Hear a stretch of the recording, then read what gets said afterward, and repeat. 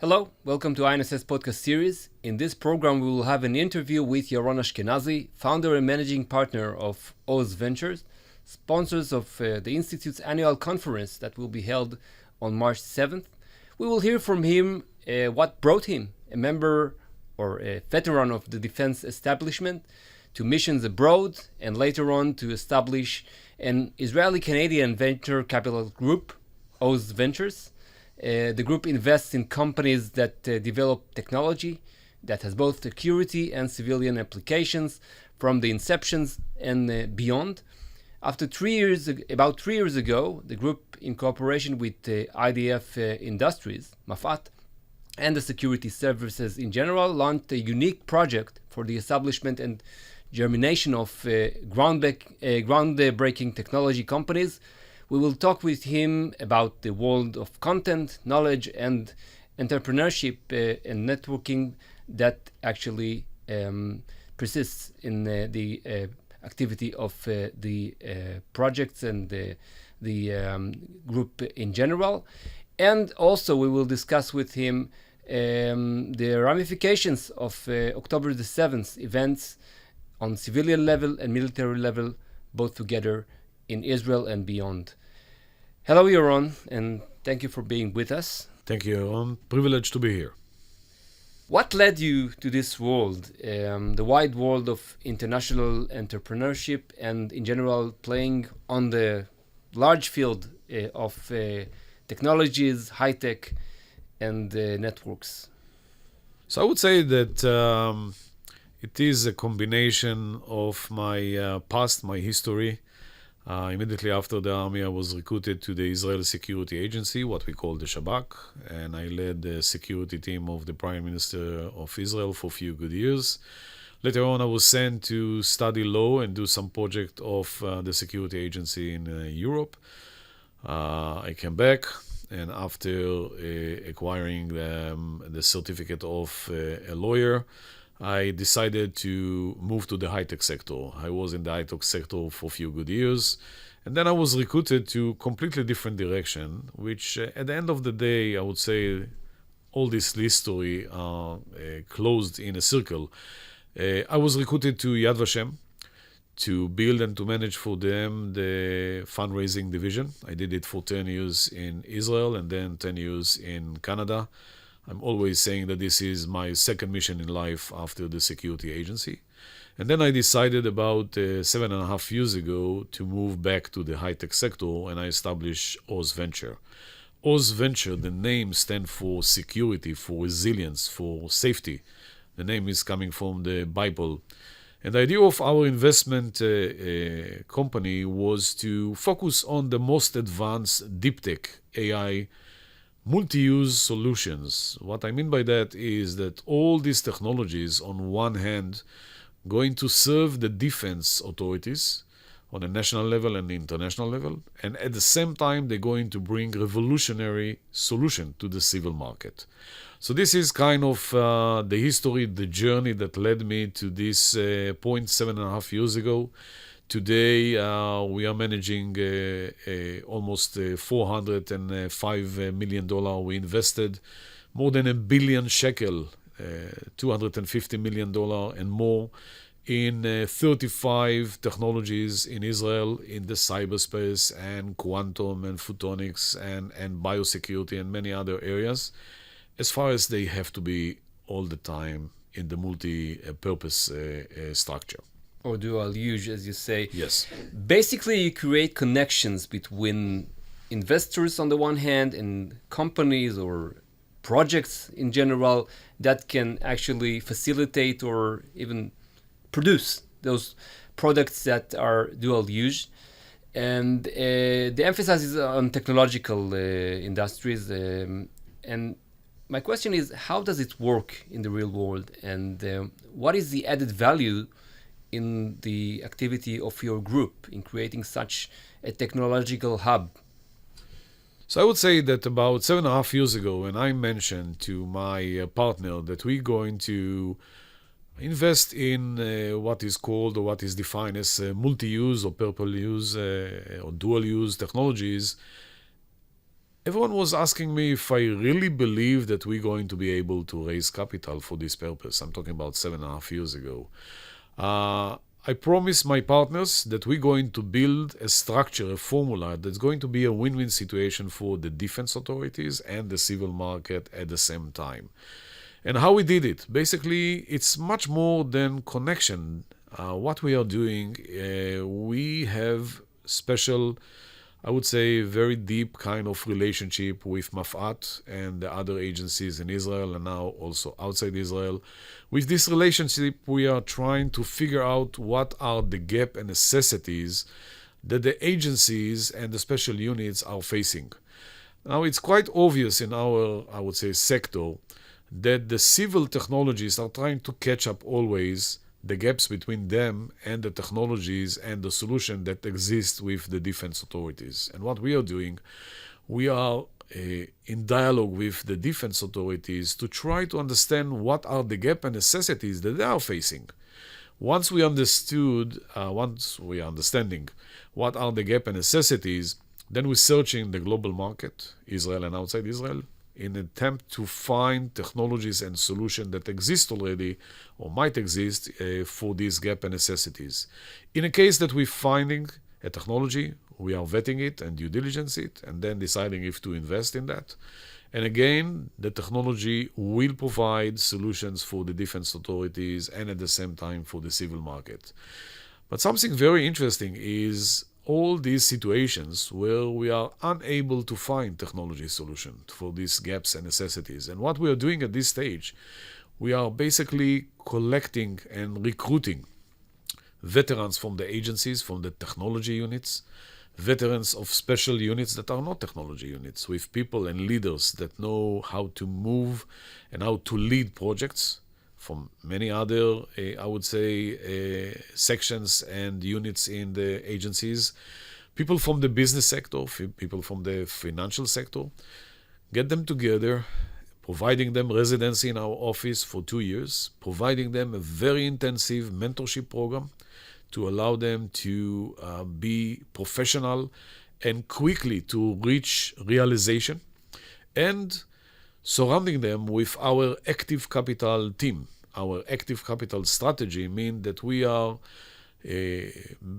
basically helping the companies on a day-by-day basis, on a weekly basis, monthly basis, to move forward with their outreach plan, with their business plan, with their SaaS model, with their AI structure, with their IP protection.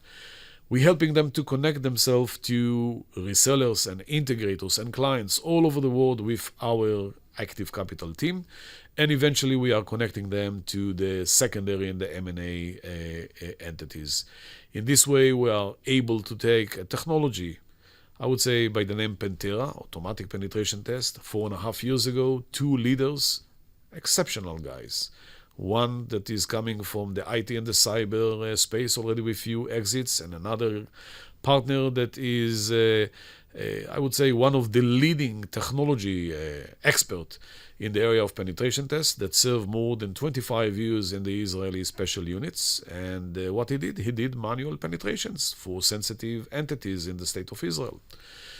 They got together about 4.5 years ago and they built an automatic penetration test. And when we understood from the agencies that there is a need, but it's not only the agencies, also the civil market, indicate to us very clearly, the banking industry, the financial industry, that they need to do automatic penetration tests. And this is the next generation for them 4.5 years ago. We succeed to find these, I would say, 2 entrepreneurs. We searched the market globally. We found that basically 7 amazing companies, 5 of them in the United States and 2 of them here in Israel. And after another vetting, we figure out that all of them are really doing simulation and not automatic penetration test. We supported this company, invested in them, helped them to get into the market in North America and globally, helped them to connect themselves to financial institutions. And today, partners like Blackstone and Insight Partners and KI and Evolution join us in this journey. And the company that started as 2 entrepreneurs 4.5 years ago, 4 years ago, today is a company that already crossed the $1 billion valuation with more than 850 clients all over the world, and revenue that is very respectable and lead them to be, I would say, a very successful company.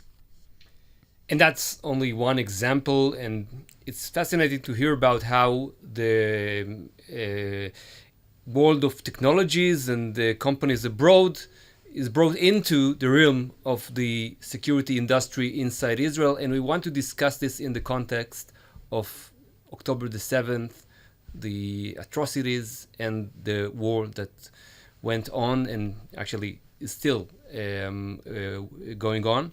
And I want to ask you, what should be the role of technology in the first place as part of the failure that was so, I would say, drastic in the case of October the 7th, and also in solutions, in creating solutions to the problems that were illustrated in this event, and in general, in the security realm in Israel? It's an excellent question, Yaron. I would say that I would like to start with an episode. Immediately after October 7, I flew back to here from Canada to try to see how we can help the national, I would say, efforts on the side of Israel. And I started to get phone calls from our supporters, from our investors. And they asked me, are you sure that Israel is a startup nation? And I said to them, I really need to spend a few more days to try to understand what happened here. And after a few days, I got back to them. And I said to them that I believe that the technology was there.